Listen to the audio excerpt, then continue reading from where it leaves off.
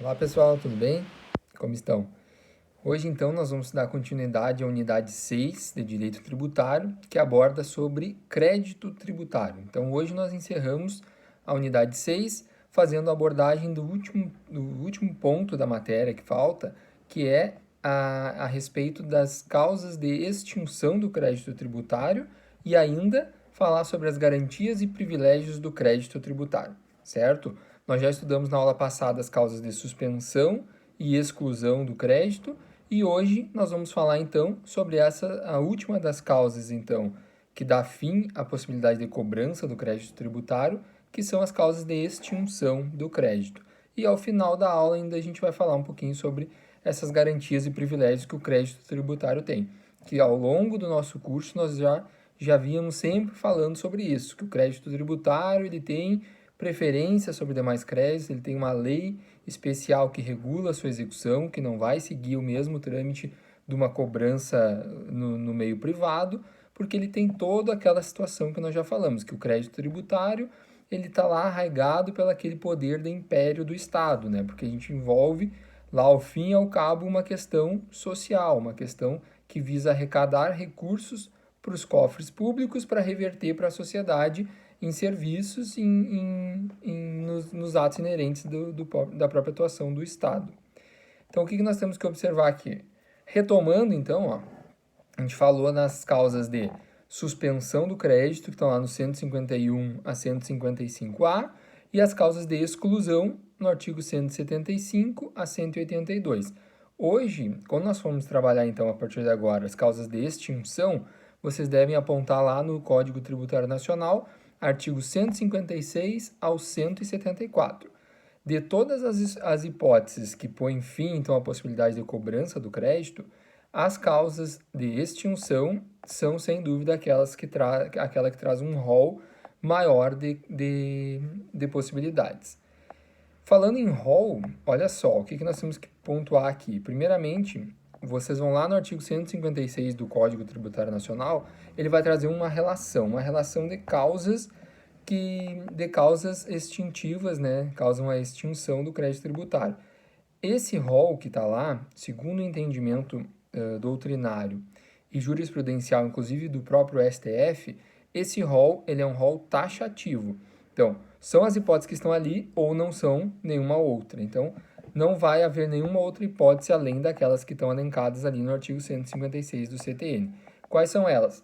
Pagamento, compensação, transação, remissão, prescrição e decadência, conversão do depósito em renda, pagamento antecipado e homologação do lançamento, consignação em pagamento, decisão administrativa irreformável, decisão judicial transitada em julgado, passada em julgado, como eu botei no material de vocês, e por fim, a dação em pagamento de bens imóveis.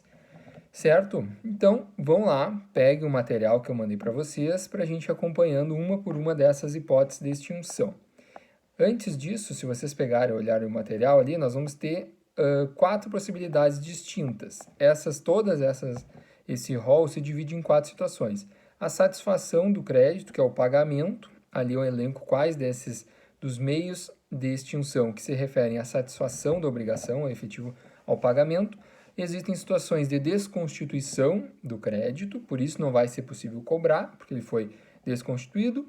A possibilidade do perdão e ainda a preclusão, quando aquelas situações em que o fisco, que é o credor, deixa transcorrer um determinado prazo e assim inviabiliza a cobrança. Mas vamos lá. A primeira causa de extinção do crédito tributário é o pagamento. Essa é a hipótese que é buscada pelo fisco, pelo credor tributário. O objetivo de todo esse processo que a gente falou, desde a hipótese da incidência, do fato gerador, obrigação, lançamento e crédito tributário, é que ao final ocorra exatamente isso, o pagamento.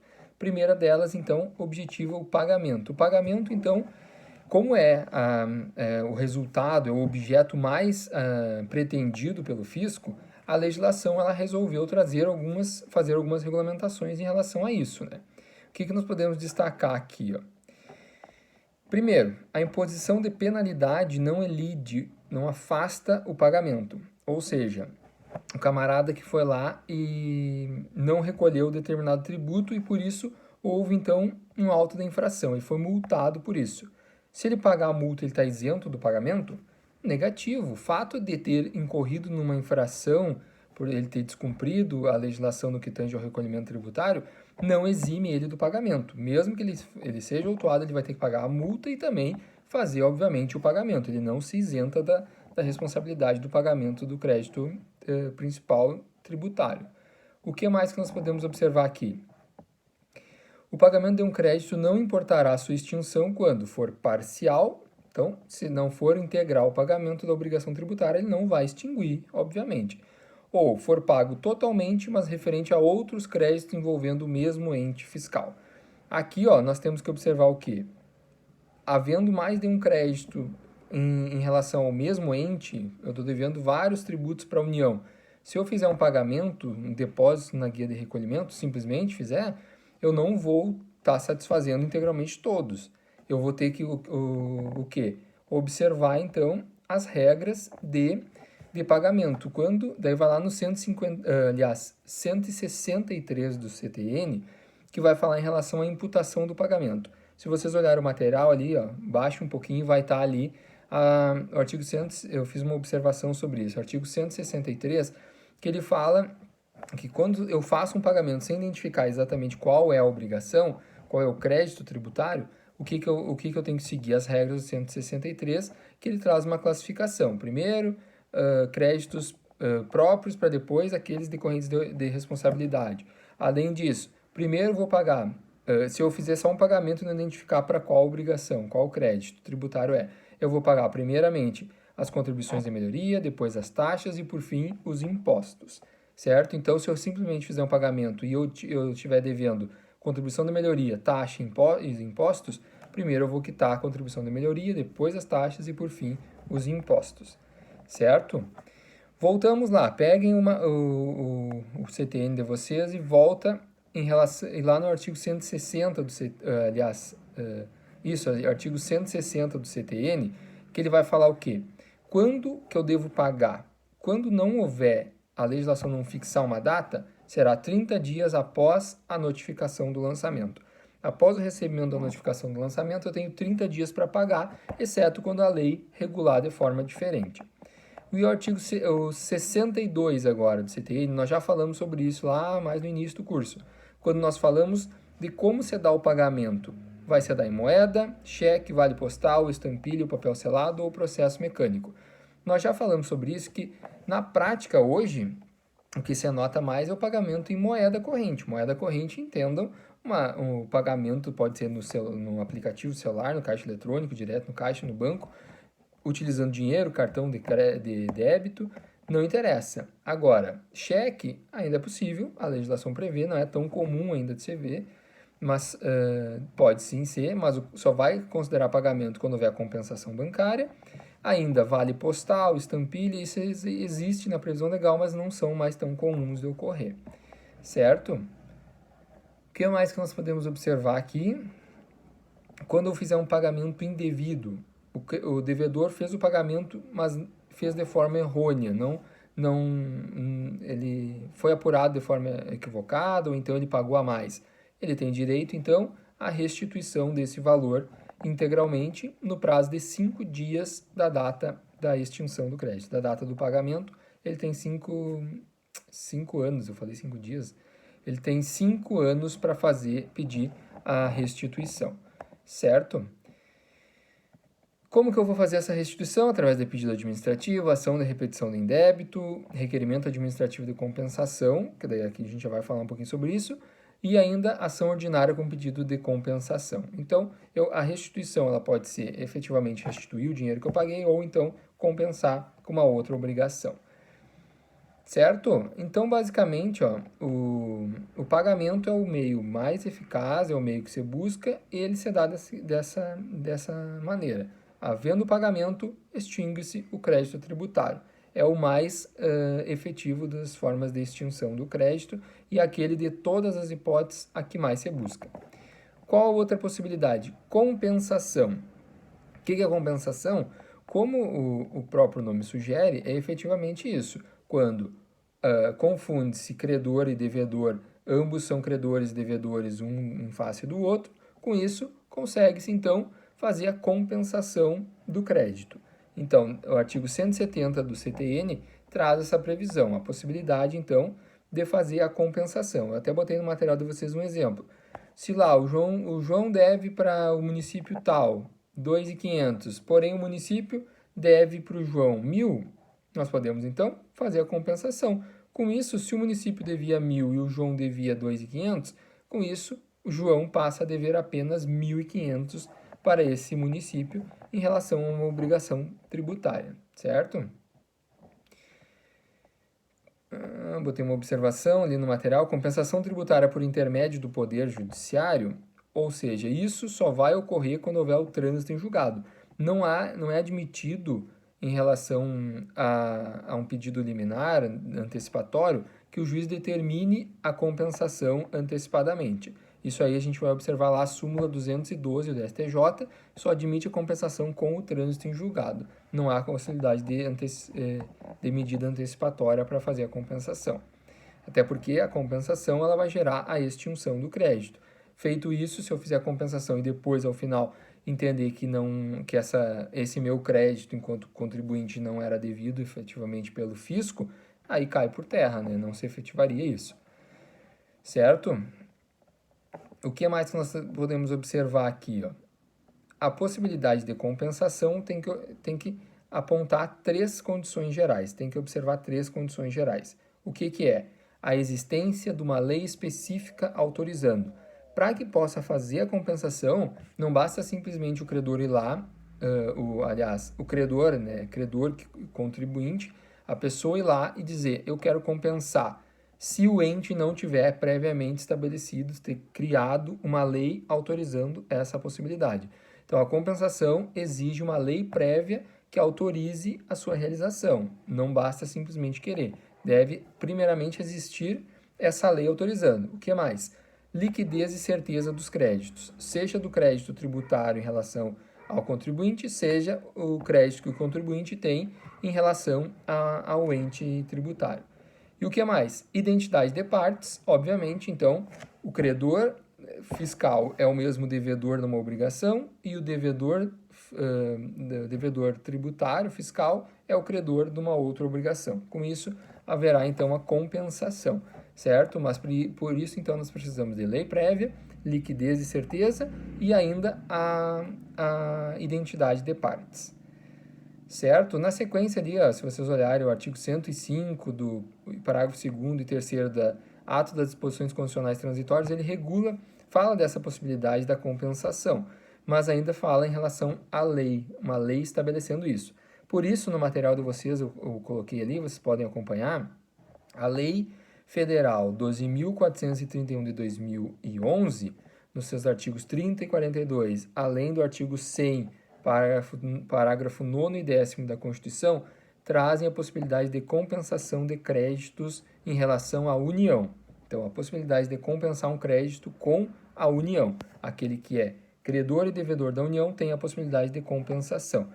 Em relação a esse passivo, não exige-se a inscrição em dívida ativa do débito. Então, para que eu possa fazer a compensação, não é exigido. Diferente, como exemplo para vocês, no estado do Rio Grande do Sul, tem a lei estadual 15.038 de 2017, na qual tem a previsão no artigo 3º que estabelece as condições para que haja compensação em relação a precatórios, porém aqui exige-se que sim, o débito tributário esteja inscrito em dívida ativa para que possa fazer então a compensação, tá bem? Então não esqueçam, é possível fazer compensação? Desde que haja lei prévia, ambos os créditos são líquidos e certos e haja identidade das partes. Qual a outra possibilidade de extinção da obrigação do crédito tributário, melhor dizendo, é a transação. Transação, como o próprio nome fala, é uma forma de acordo. Há uma possibilidade de as partes transacionarem aqui para resolver um determinado impasse. Então, é quando tanto o credor quanto o devedor acabam cedendo, abrem mão de determinadas vantagens para que possa resolver a situação envolvendo as partes. No artigo 171 do CTN fala especificamente em relação a isso. falando que a lei pode facultar, nas condições que estabeleça, ao sujeito ativo e passivo da obrigação tributária celebrar transação. Então, deve haver uma lei prévia autorizando o fisco a fazer transações com os contribuintes, com o credor. A mesma coisa, então, lá quando falei da compensação, aqui na transação também. Deve haver uma lei específica que estabeleça isso. Isso é a possibilidade de ter uma lei prevendo a possibilidade de transação no sentido de não pagar quando há um litígio um litígio judicial envolvendo um passivo tributário, o credor tributário, que é o fisco, que seja sucumbente numa ação judicial, fazer o acordo que ele paga espontaneamente e não paga não paga honorários advocatícios, não paga multa, nada disso em relação à outra parte, e sim ele faz, o devedor tributário faz o pagamento diretamente para o credor de forma mais amena. Então, o credor fiscal não paga os honorários sucumbenciais, não paga ou então não incide juros nessa transação e ele paga diretamente então para o fisco, quando há sucumbência recíproca aqui. É uma hipótese, mas então a lei pode estabelecer diversas formas aqui a depender de cada caso, mas é a possibilidade então que a lei fixe a existência de uma transação, de que seja realizado acordo. Mas como tudo isso demanda então de uma autorização legal, a lei deve estabelecer previamente como se dará essa transação, em quais os limites, não é simplesmente autorizar uma transação de forma discricionária. O que mais? Remissão. Remissão, mais uma hipótese de extinção do crédito tributário. A remissão é o perdão. Mas nós já chegamos a falar isso lá quando estudamos as hipóteses de exclusão, né? Que fala da anistia e da isenção. Qual é a diferença em relação à remissão? A remissão, então, é quando o crédito já foi constituído. Já houve, então, o lançamento, o crédito já foi constituído, então eu preciso, para que eu não pague esse crédito tributário, eu preciso do perdão, da remissão. Diferente da isenção e da anistia, as quais elas ocorrem antes do lançamento. O crédito ainda não foi constituído. Então, na isenção, o credor tributário, o fisco, não vai constituir o crédito, enquanto na remissão, o crédito já foi constituído e eu vou perdoá-lo. Então, o fisco vai perdoar aquela obrigação. Tá bem? Então, o que nós temos que observar aqui? Também a exigência de uma lei específica da entidade competente para instituir o tributo. Então, aquele que pode instituir o tributo é quem pode remir, é quem pode perdoar a sua cobrança. A mesma regra que vale lá para a isenção. Quem pode instituir um determinado tributo, somente ele pode isentar. A remissão é a mesma regra, porém é quando ocorre após o lançamento tributário, após a constituição do crédito. Aí no artigo 172, se vocês acompanharem lá do CTN, ele vai trazer algumas situações em que se admitiria essa remissão, por uma questão de situação econômica do sujeito passivo, como uma própria situação que estamos vivenciando. Ocorrendo uma pandemia, uma crise econômica grave, pode, então, o ente tributário resolver remir determinadas obrigações, seja o crédito principal ou seja, eventualmente, uma multa. Então, aqui a remissão ela envolve tanto o perdão em relação a tributo quanto em multa, diferente lá da anistia e da isenção, que a anistia se refere à multa e a isenção aos tributos. O que mais? Erro e ignorância excusável do sujeito passivo, por algum motivo houve um erro de fato na hora de incidir de haver incidência tributária. A diminuta importância do crédito, considerando o valor muito baixo, então o ente fiscal perdoa aquela obrigação. As considerações de equidade em relação com as características pessoais e as condições peculiares de determinada região. Quando há necessidade de um incentivo maior numa determinada região, pode haver, então, o perdão dos créditos tributários, certo? O que mais? Prescrição e decadência. Esse é bem importante, hipótese de extinção do crédito tributário.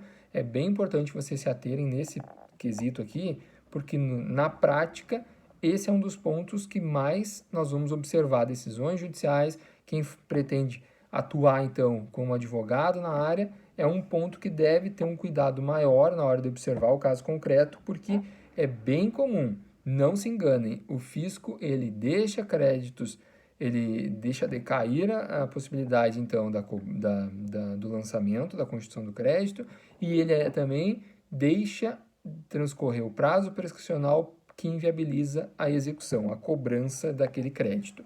Então, com base nisso que eu falei, olha só o que nós temos que... Primeira coisa, diferenciar decadência e prescrição. Olha só, peguem o material lá que eu deixei bem explicadinho ali para vocês. Acredito que vai ficar bem fácil de vocês entenderem. Decadência é a perda do direito de constituir o crédito, ou seja, decaiu o direito do fisco fazer o lançamento tributário. A decadência impossibilita ele de constituir. Ou como que eu constituo o crédito? Através do lançamento. Nós já falamos das hipóteses de lançamento, então inviabiliza a possibilidade de lançamento tributário. Pensem assim, decadência não pode haver a constituição do crédito. Então, olha só, como que ocorre? A gente falou, então, a hipótese de incidência, o fato gerador. Praticando o fato gerador no mundo concreto, nasce a obrigação tributária. Porém, ela não é suficiente para que seja feita a sua cobrança. O que nós precisamos fazer? O lançamento tributário, que daí é aquele procedimento administrativo vinculado que nasce, então, o crédito, nasce efetivamente o crédito tributário. Com base nisso, o prazo decadencial é uma forma que o legislador entendeu para garantir uma segurança jurídica, porque não pode simplesmente o fisco ficar eternamente com a possibilidade de fazer a cobrança. Se vocês observarem, existem diversos países em que as normas em relação a isso, elas são diferentes, são bem mais benéficas para o fisco, com prazo muito mais alongado para fazer essa cobrança. A nossa legislação no Brasil, nós seguimos a regra basicamente 5 anos. Nós vamos dizer que no direito tributário, muitos dos prazos decadencial, prescricional, envolvem 5 anos. Então, se atentem a esse prazo sempre de 5 anos. O que vai mudar muitas vezes, o que cai em prova, não é o prazo continua, nas questões eles continuam indicando o prazo de 5 anos. O que define é quando começa a contagem do prazo de 5 anos. Esse é o detalhe que vocês têm que se ater. Qual é o termo inicial da contagem do prazo decadencial, prescricional, que a gente já vai falar aqui, tá bem? O prazo de 5 anos é basicamente a regra no direito tributário. O que nós temos que pontuar aqui? Então, vamos lá. Prazo decadencial é justamente o prazo que a autoridade administrativa possui para promover o lançamento, a constituição do crédito. Então, ocorrendo a decadência, extingue-se o direito do fisco, do credor tributário, realizar o lançamento ou realizar ainda o auto da infração, quando se tratar de uma infração, e isso inviabiliza também a cobrança. Extingue-se o crédito tributário. Ainda que, se vocês observarem, até botei no material, tecnicamente o legislador não foi tão perito, tão técnico ao indicar a terminologia correta aqui. Por quê? Eu falei para vocês que a extinção do crédito, ela envolve o crédito que já foi constituído, ele vai ser extinto. Porém, a decadência, o crédito, ele não foi constituído. Então, estaríamos mais próximos a uma hipótese de exclusão do crédito, que ele antecede o lançamento. Mas, caiu em prova, concurso público, é extinção, não é exclusão. Vão conforme o legislador previu, ainda que tecnicamente não fosse a terminologia mais adequada, porque a decadência ocorre antes do lançamento, antes da constituição do crédito tributário. Entenderam? O que mais nós temos que pontuar aqui? O prazo decadencial, então, o prazo decadencial é de 5 anos. Perfeito, 5 anos. Isso vocês não vão esquecer mais. Prazo decadencial, assim como o prazo prescricional, que a gente já vai falar, é de 5 anos. Mas nós vamos contar a partir de quando? A partir de quando que eu conto o prazo? A regra, a partir do primeiro dia do exercício seguinte. Então, o lançamento deveria ter sido feito em 2020. quando que eu vou começar a contar? A partir de 1º de janeiro de 2021. A partir do primeiro dia do exercício seguinte, começa-se a contagem de 5 anos do prazo decadencial, tá bem? Então, nós contamos a partir de 1º de janeiro de 2021. Nós vamos ter todo 2021, todo 2022, todo 2023, todo 2024 e todo 2025 para que o ente fiscal faça o lançamento. Se ele não fizer o lançamento, então, até o último dia de 2025, decaiu o direito. Ele não pode mais constituir o crédito tributário. Essa é a regra, mas o que nós temos que pontuar aqui? Vão lá no artigo 173 do CTN e fala: o direito de a Fazenda Pública constituir o crédito tributário extingue-se após 5 anos contados a regra do primeiro dia do exercício seguinte àquele que o lançamento poderia ter sido efetuado, ou ainda, da data em que se tornar definitiva a decisão que houver anulado, por vício formal, o lançamento anteriormente efetuado. Então, olha só, uma outra situação aqui. Caso esteja sendo discutido um lançamento anterior, então a decisão aqui tornou-se definitiva, transitou em julgado a decisão que anulou o primeiro lançamento. Com isso, transitou o julgado, foi anulado o primeiro lançamento. Passa-se a contar o prazo decadencial para que o ente fiscal faça um novo lançamento. Então, ele tem 5 anos a partir do trânsito em julgado, seja da decisão judicial ou administrativa que tenha desconstituído, que tenha inviabilizado o primeiro lançamento. Então, ele tem mais 5 anos a partir daquela decisão para fazer um novo lançamento tributário. Certo? Na sequência ali, ó, esse é o artigo 173 do CTN, mas nós temos que pontuar algumas exceções a essas regras. Lançamento por homologação com pagamento antecipado. Pensem lá, o exemplo do imposto de renda, que nós falamos então que ele tem lançamento por homologação. Lançamento por homologação, então, o que acontece? O contribuinte faz a apuração do valor devido do crédito tributário e paga. Feito isso, apresentou a declaração, fez o pagamento, porém estava equivocado, não era o valor efetivamente devido, ele pagou a menos. O que ocorre? Quando que eu vou começar a contar o prazo, então, do prazo decadencial? Havendo nos tributos com lançamento por homologação que houver o pagamento antecipado, eu apurei, estou devendo 5 mil, paguei os 5 mil. O prazo decadencial começa a fluir da data da ocorrência do fato gerador. Então, nós vamos começar a contabilizar desde o início do exercício seguinte, no caso do pagamento tributário. Então, nesse exemplo, o que nós temos que observar aqui? Como a apuração é feita anualmente, nós vamos considerar desse fato, especificamente nesse caso do imposto de renda. Se fosse por ganho de capital, daí o fato gerador ocorre durante o exercício. Mas o que nós temos que pontuar aqui, então? O lançamento por homologação com pagamento antecipado, o prazo decadencial começa a fluir da data da ocorrência do fato gerador. Não passa-se a ser do exercício seguinte. Então, ele fez a apuração daquele ano, nós não vamos esperar, o lançamento não vai mudar a data em relação ou melhor, nós não vamos esperar o exercício seguinte, como é a regra lá do 173. Nós vamos contar da data do fato gerador. Lançamento, então, por homologação, conta-se da data do fato gerador. Vamos pegar, então, o imposto de renda sobre o ganho de capital, que ele deve ser feito até o 30 dias posteriores à data do ganho de capital, do mês onde eu tive o ganho de capital. Então, o ganho de capital ocorreu em abril, eu tenho até o final de maio para fazer a apuração e o recolhimento deste imposto, do imposto de renda sobre o ganho de capital. Então, o que eu tenho que pontuar? Eu não vou esperar até janeiro de 2021, sendo que o ganho de capital ocorreu em 2020. E eu deveria ter recolhido em 2020, o fato gerador ocorreu em 2020. Nesse caso, ó, eu vou contabilizar o prazo decadencial quando houver a apuração e o pagamento antecipado, eu vou contabilizar o prazo decadencial a partir de maio de 2020 e não a partir de 1º de janeiro de 2021, como ocorre a regra geral. Então, o que nós temos que, literalmente, observando os termos legais, o que nós temos que pontuar aqui?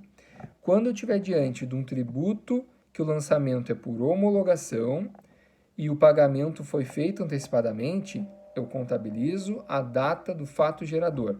Então, o fato gerador ocorreu em tal data, a partir daquele evento começa a contar o prazo decadencial de 5 anos. Quando for um tributo que o lançamento é por homologação e não houve o pagamento, ou sequer houve a declaração, nesse caso, a contagem é 1º de janeiro do ano seguinte.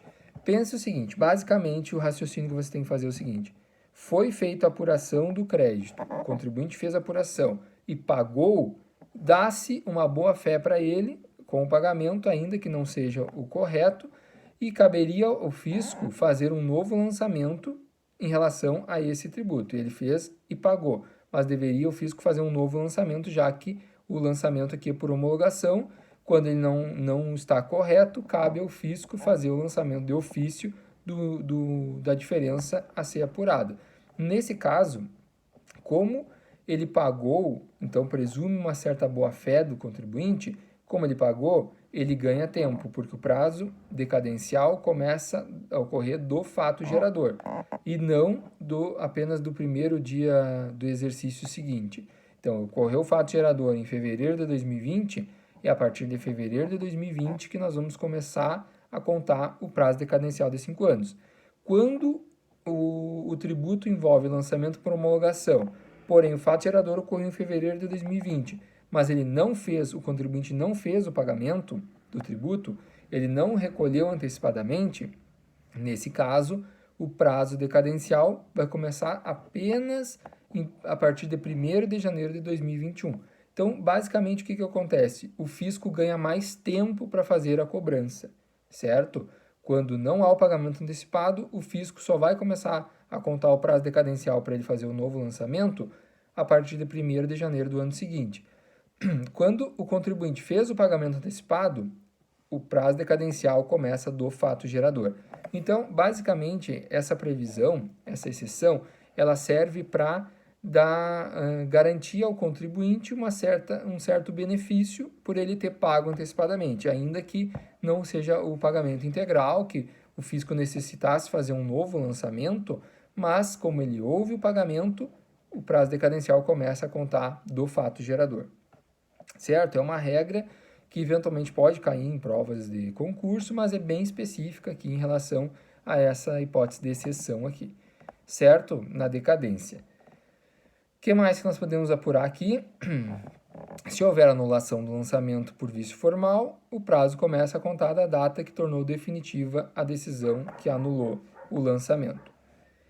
Lembrando que, prazo decadencial, não há hipótese de suspensão nem de interrupção na contagem. Então, é 5 anos, seja pela regra lá, 5 anos a contar do primeiro dia do exercício seguinte, ele vai seguir sempre. Não vai ter hipótese de suspensão nem de interrupção. Isso na decadência. O que mais? Na sequência, prescrição tributária. Então, aqui, ó, enquanto lá, na decadência, o que nós temos que pontuar é a possibilidade do fisco fazer a constituição do crédito, fazer o lançamento. Na prescrição, já foi constituído o crédito. Então, o crédito já existe, já foi feito o lançamento. Porém, o que acontece que a gente já estudou? Feito o lançamento, nós vamos notificar o contribuinte para ele pagar, impugnar ou ele vai ser revel. Simplesmente vai ficar inerte, não vai fazer nada. Com isso, então, ó, a partir disso, transcorreu o prazo para apresentação da impugnação, não fez o pagamento no prazo, então passa a contar o tempo, o prazo prescricional para que o credor possa, de fato, fazer a execução. Nós já vamos ver, então, quando que começa a sua contagem. Ó. Mas o que nós temos que pontuar aqui? Primeira coisa, prescrição, o crédito já existe. Na decadência, o crédito ainda não foi constituído. Na prescrição, o crédito já foi constituído. O prazo prescricional, portanto, ó, ele vai ocorrer após o lançamento definitivo do tributo para a promoção da execução fiscal. Artigo 174. do Código Tributário Nacional. O que ele define? A ação para a cobrança do crédito tributário prescreve em 5 anos, contados da data da sua constituição definitiva. Então, aqui, nós vamos pensar o seguinte: o prazo para que o fisco faça a sua cobrança vai ser 5 anos da sua constituição definitiva.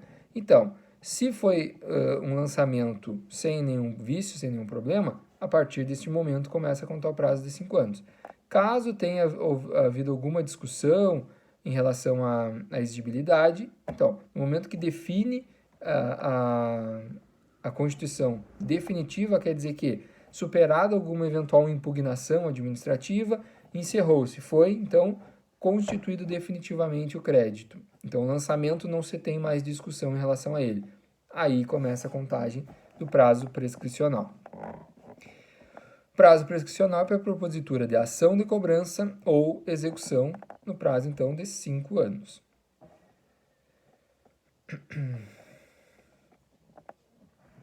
Então, o que mais que nós temos que pontuar aqui? Transcorreu o prazo sem que o credor tributário, o fisco, fizesse a cobrança. Não é simplesmente a perda do direito de ação por si só. Ele gera a extinção do crédito. Não há mais nenhuma possibilidade de cobrança do crédito. E aqui, pessoal, eu digo mais. A extinção do crédito tributário, diferente do que acontece lá no meio privado, em que o devedor de uma dívida e a dívida prescreve, mas o devedor faz o pagamento espontâneo, bom, pagou dívida prescrita, só lamento, não vai poder restituir. Aqui, quando a gente vai diante de um crédito tributário, a autoridade fiscal não pode receber o crédito prescrito, certo? Então, havendo a prescrição, havendo a extinção do crédito pela prescrição, efetivamente extingue-se a possibilidade de cobrança, seja mesmo diante de um pagamento espontâneo. Então, aquele que fez o pagamento espontâneo de um tributo prescrito tem direito a buscar a restituição desse valor. Certo? Voltando, então, o prazo prescricional começa a contar da constituição definitiva e, para isso, nós vamos observar a súmula 622 do STJ, que fala: a notificação do auto da infração faz cessar a contagem da decadência para a constituição do crédito. Então, prazo decadencial, como a gente falou, seja lá ou do fato gerador ou do primeiro dia do exercício seguinte, conta-se 5 anos para que seja feito o lançamento. Quando que vai cessar a contagem? Da notificação do auto de infração, quando a gente vai falando aqui da multa. A notificação do auto de infração faz cessar a contagem do prazo decadencial para a constituição do crédito. Exaurida a instância administrativa com decurso do prazo para impugnação, não houve impugnação, ou com a notificação do seu julgamento definitivo, esgotado o prazo concedido para recurso e por pagamento voluntário, inicia-se o prazo prescricional. Então, deu a notificação, com a notificação do devedor, cessa o prazo decadencial. Foi concluída, ele cumpriu a constituição do crédito antes de incorrer a decadência. Com isso, houve a notificação, transcorreu o prazo sem pagamento, começa-se a contagem do prazo prescricional para sua cobrança. Tá bem? Quando a gente estiver falando, então, de uma demanda judicial, da execução, quando que vai interromper a prescrição, efetivamente? Então, tá lá, o crédito foi constituído, o fisco tem 5 anos para fazer a sua cobrança, fazer a execução, promover a execução fiscal. Quando que nós vamos interromper esse prazo? Quando que eu vou saber se está ou não prescrito? Quando foi feita a cobrança judicial? Da data do despacho do juiz. Então, olha só, na verdade o despacho do juiz interrompe, mas retroage a data da propositura. Então, o que eu tenho que pontuar aqui? O fisco deve apresentar, então, distribuir a execução fiscal antes da prescrição, antes de fechar os 5 anos. Então, ainda que não seja feita a citação do devedor dentro dos 5 anos, o que interessa é o despacho que ordena a citação do devedor. É isso que vai interessar. Então, olha só, nós estamos lá no 174, inciso 1º, que o que vai interromper a prescrição é o despacho do juiz que ordena a citação da execução fiscal. Isso é a hipótese, então, que interrompe. Mas vamos observar ali pontualmente hipótese de suspensão e interrupção.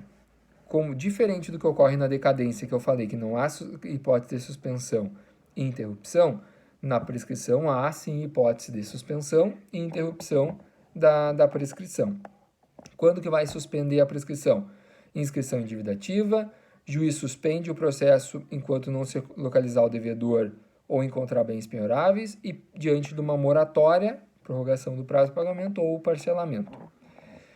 E as causas interruptivas? Estão lá no 174, no rol taxativo do 174, parágrafo único, que fala: a prescrição interrompe com despacho do juiz mandando citar, como a gente falou, do protesto judicial. Tomem cuidado aqui, ó. O que o fisco, eu tenho visto bastante na prática o fisco fazer? Vai fechar 5 anos, eles, não sei se por uma questão de muita demanda eles não conseguem promover a execução, eles vão lá e fazem o protesto, então, do título. Fazendo o protesto, interrompe a prescrição, certo?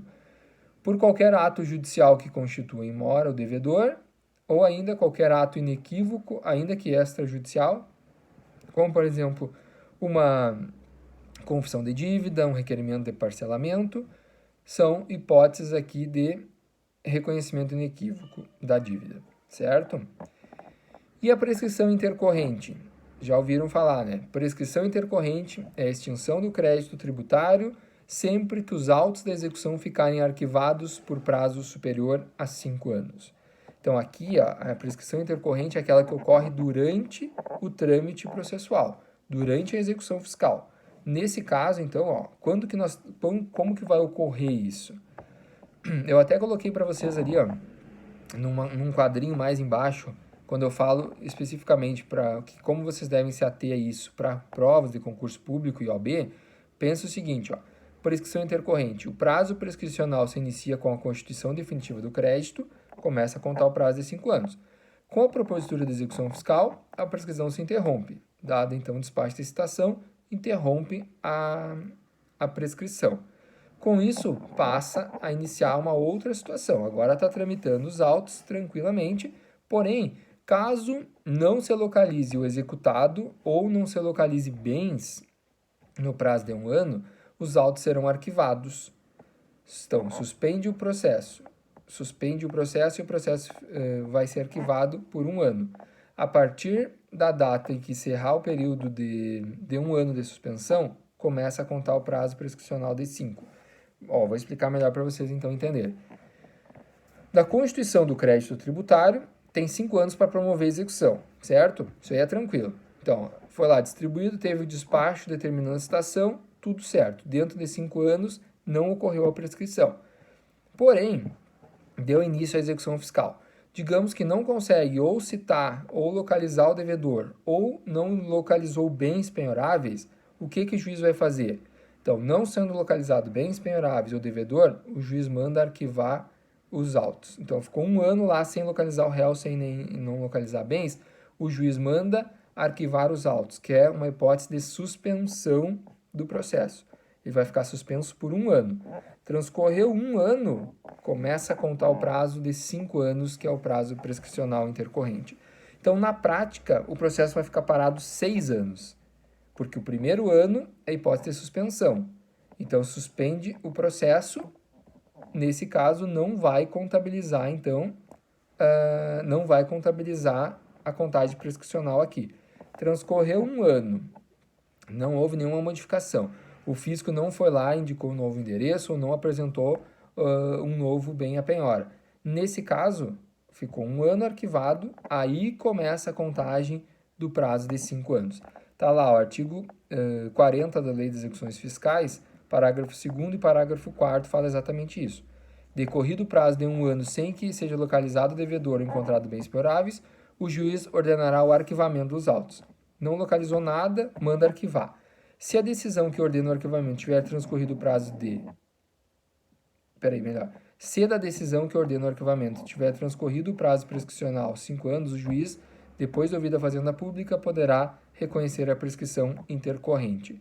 Então, decorrido 1 ano do arquivamento, o juiz manda, transcorreu 1 ano do arquivamento, conta-se mais 5 anos, nesse caso, aí sim vai ocorrer a prescrição intercorrente, certo?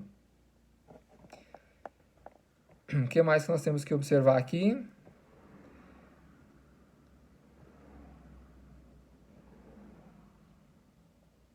Súmula 314 do STJ, explica também essa questão. Em execução fiscal, não localizados bens penhoráveis, suspende-se o processo por 1 ano, findo o qual se inicia o prazo da prescrição quinquenal intercorrente. Então, suspensão por 1 ano, findou esse prazo, inicia-se automaticamente o prazo prescricional de 5 anos. Na sequência, ali no material de vocês, eu coloquei um quadrinho esclarecendo isso. Tanto o prazo decadencial como o prescricional são de 5 anos. A distinção ocorre na fixação do termo inicial da contagem. É isso que vai definir, é o termo inicial. Tanto a decadência como a prescrição são causas de extinção do crédito tributário, ainda que a gente falou ali em relação à decadência, e o lançamento é o marco que divide o prazo decadencial do prescricional. Feito o lançamento, não fala-se mais em decadência, fala-se então a possibilidade de prescrição. Para que haja ampliação dessas hipóteses, então, nós temos que ter somente por lei complementar. O que mais? Na sequência, vamos lá que a gente já está indo longe. Conversão de depósito em renda. Conversão de depósito em renda. O que é isso?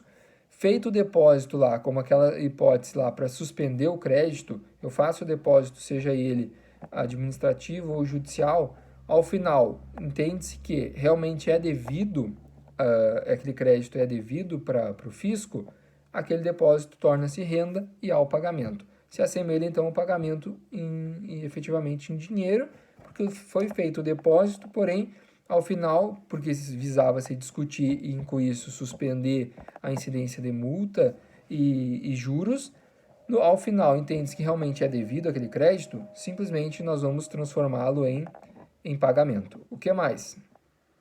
Pagamento antecipado e a homologação do lançamento. Aqueles tributos que têm lançamento por homologação, o que vai ocorrer? Nós vamos pegar o crédito e nós vamos fazer a apuração e o pagamento.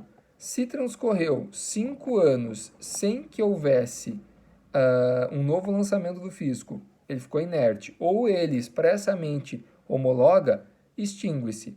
Então, aqui é uma situação que nós já estudamos sobre isso também. Aqueles tributos que o lançamento é por homologação, o fisco tem 5 anos para apurar esse lançamento e dizer concordo ou não concordo. Caso ele faça isso no decorrer desse tempo expressamente, homologando o lançamento, beleza, extinguiu o crédito. Caso ele não faça, transcorra 5 anos sem que o fisco faça nada, a homologação tácita, nesse caso, então, extingue-se definitivamente esse crédito tributário. O que mais? Consignação em pagamento. Consignação em pagamento são aquelas situações em que pode ser usada a demanda de consignação tanto para o meio privado quanto aqui no meio tributário. O que nós temos que observar aqui? Consignação em pagamento é quando há uma dúvida ou um impedimento no recebimento daquele crédito tributário. O contribuinte ele quer pagar, ele quer resolver, ele quer de fato quitar aquele crédito tributário. Porém, ou ele está sendo impedido de pagar, ou então há uma dúvida para quem ele deve pagar. Então, trata-se de uma ação judicial. Então, a ação de consignação em pagamento é uma ação judicial na qual eu viso efetivar o meu direito de pagar. Então, o contribuinte quer pagar, mas não está conseguindo. Com isso, nós temos que observar o quê? Artigo 164 do CTN, que ele traz as hipóteses que autorizam a consignação em pagamento. Recusa no recebimento, subordinação do recebimento ao cumprimento da exigência administrativa sem fundamento legal. Então, por exemplo, o fisco exige que o contribuinte faça adequações no seu estabelecimento, senão ele não vai receber o pagamento do tributo. O município se nega a receber o ISS enquanto ele não fizer umas adequações no prédio lá para ter, enfim, um alvará. Não pode. Ele tem que receber. Houve o lançamento tributário, surge o crédito, tem que receber, certo? Exigência por mais de uma pessoa jurídica de direito público determinado tributo. Aqui a gente está falando então de uma situação de bis in idem, aliás, de bitributação. O bis in idem é quando é exigido pelo mesmo ente. Quando são dois entes distintos, é a bitributação. Então, pode ocorrer a possibilidade de consignação em pagamento quando estiver diante de uma bitributação, porque tem dois entes cobrando o mesmo crédito ou tributos diferentes, mas sobre o mesmo fato gerador, e eu estou em dúvida sobre qual eu devo pagar. Com isso, eu posso também lançar mão da consignação em pagamento, certo? Aqui faço uma observação que, diferentemente do depósito do montante integral, que no depósito do montante integral, qual é o objetivo? É suspender o crédito para não haver a incidência de juros e multa, mas eu quero discutir o crédito, o lançamento, eu quero discutir aquela obrigação tributária. Na consignação, na verdade, o meu objetivo não é discutir aquele valor se é devido ou não. Eu quero pagar, mas estou sendo impedido. Estou tendo dificuldades para realizar o pagamento do crédito tributário.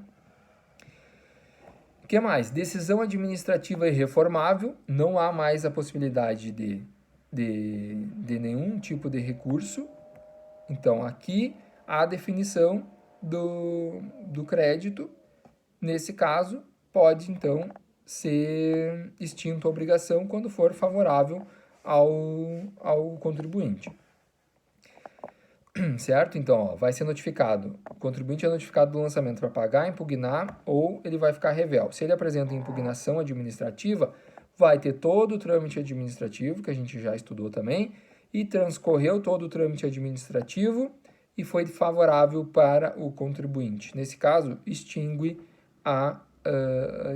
o crédito. Não há possibilidade do fisco ir para o Poder Judiciário para rediscutir novamente, certo? Agora, se for o contrário, se for desfavorável ao contribuinte, a gente já falou que ele pode sim ir para o Poder Judiciário discutir novamente esse crédito tributário.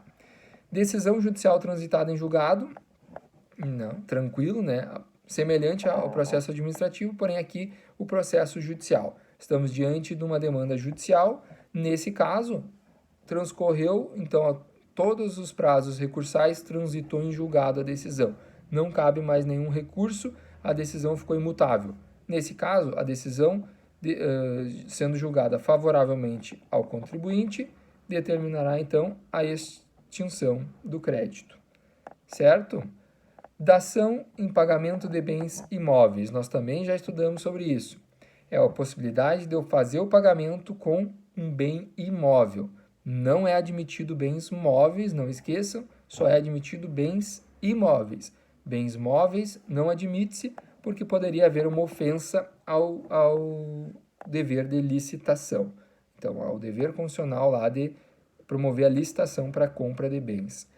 O bem imóvel, ele pode ser utilizado como uma dação em pagamento, mas desde que respeite aqueles requisitos que a gente já viu. Quais são eles? A exigência de uma lei específica regulando isso. Primeiramente, deve haver uma lei que regule dizendo: admite-se a dação em pagamento. O que mais? O bem ofertado deve ser um bem imóvel, não admite-se bem imóvel. Nós também já falamos isso. O que mais? O poder público manifestar interesse nesse bem. Do contrário, então, o contribuinte poderia oferecer um bem imóvel em péssima localização, sem valor de mercado realmente válido, algo que ele queria de fato satisfazer. Não é esse o objetivo aqui. Então, deve haver interesse do poder público em receber esse bem imóvel.